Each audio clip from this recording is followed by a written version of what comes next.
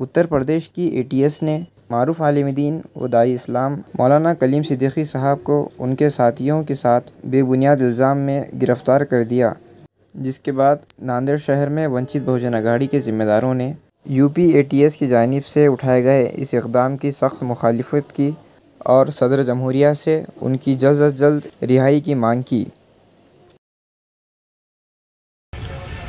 उत्तर प्रदेश की ये जो योगी सरकार है, जैसे ये योगी की सरकार आई है तब से एट्रोसिटीज़ मुस्लिम तबके के ऊपर बढ़ते रहे हैं, लगातार माइनॉरिटीज़ को टारगेट कर रहे हैं। और कल जो मौलाना सिद्दीकी साहब है, कलीम सिद्दीकी साहब, इनको अरेस्ट किया और इनको ATS के वहाँ ने अरेस्ट करके बताया गया है कि ये धर्म परिवर्तन कायदे के अंतर्गत अरेस्ट किया है।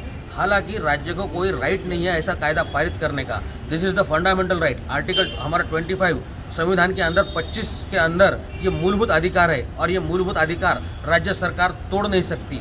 और इसके लिए हमने अभी निवेदन दिया है कि मौलाना कलीम साहब को जल्द से जल्द रिहा किया जाए और ये माइनॉरिटीज़ के ऊपर जो जुल्म हो रहे हैं, ये जुल्म अजय सिंह सरकार ये बंद करे, योगी सरकार बंद करे।